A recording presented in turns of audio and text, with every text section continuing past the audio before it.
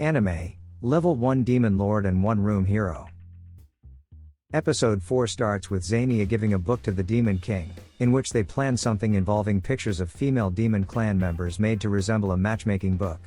The Demon King visits Max's room and shows him the book filled with pictures of female demon clan members to see if any of them catch his interest. The Demon King gives it as a gift out of pity for Max, who, despite becoming famous after battling the Demon King, is now seemingly lonely and without a partner.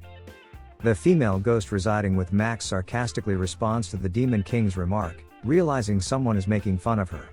However, when she turns to face the person, the ghost's form disappears instantly. Max replies that he currently doesn't need a girlfriend, but the Demon King thinks it's just an excuse and senses Max's loneliness. Therefore, the Demon King brings the book so Max can find a partner quickly. The book contains pictures of female demons directly under the Demon King's command, allowing Max to quickly find a potential match if he's interested. Max spontaneously refuses the offer, recalling an event from 10 years ago when he and his group defeated the Demon King's forces and doubts the sincerity of the offer. The Demon King nonchalantly assures Max that demons have 7 lives and do not care about life and death. The Demon King urges Max to open the book and see the well-arranged photos of the demon girls, whom he claims are all good girls. Upon opening the book to the first page, Max reacts by slamming it onto the bed as he sees Xania's picture.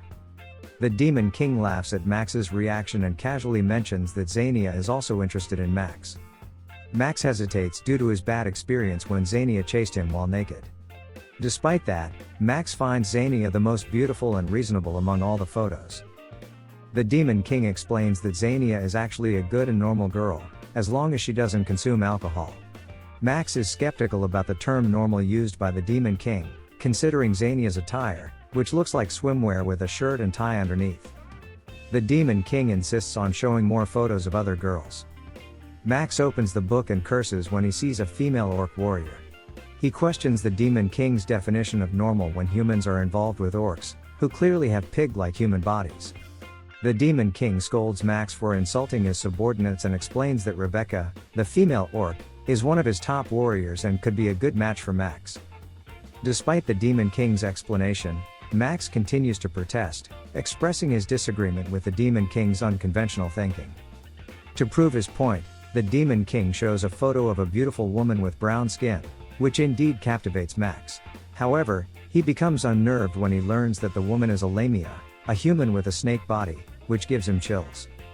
The persistent Demon King continues to show the remaining photos of the female demon clan members, which remind Max of the time he fought the giant dragon and giant squid directly. Max acknowledges their strength and the challenges his group faced, realizing that all the demon clan members in the photos are women. He doesn't understand the Demon King's intention behind showing him the photos for introductions. Annoyed, Max answers that none of them interest him, feeling like he's given a monster guidebook. The Demon King is annoyed by Max's high standards for women and asks him about his ideal type. Max explains that he prefers someone who looks like an ordinary human, but the Demon King humorously suggests it wouldn't matter if their head could be detached, immediately making Max reject the idea. The Demon King, still suggesting Xania, makes Max reconsider as he finds Xania a bit naive. So, Max searches for a girl who is smart, firm, elegant, can cook, is beautiful, has a good sense of style, and has straight black hair. Knowing Max's preferences, the Demon King transforms into a sexy schoolgirl outfit. Max is stunned to see the Demon King in disguise, as he has seen the Demon King's real form when he was relaxing with his clothes on the clothesline. The Demon King fulfills all of Max's requests, even suggesting marriage to tease him. Suddenly, Max's doorbell rings, and the Demon King realizes it must be Xania. He quickly changes back into his child form, and Xania arrives to meet the Demon King. She notices the Demon King's red face but assumes he's suffering from a fever. The Demon King tries to invite Max to join the Demon Clan again, just like 10 years ago, knowing that Max will likely refuse. However, he persists in trying to convince Max. He presents a seminar on the benefits of joining the Demon Clan, such as higher pay, more work allowances, more holidays than humans, and greater respect for subordinates. Max is initially interested due to the extraordinary salary offer. The Demon King and Xania make strong efforts to persuade Max to join. Without hesitation, the Demon King hands over the registration form to Max. However, Max logically considers that he is still a human and doesn't want to abandon his humanity. For him, being human, despite the difficulties and annoyances, makes him choose to remain human rather than become a demon.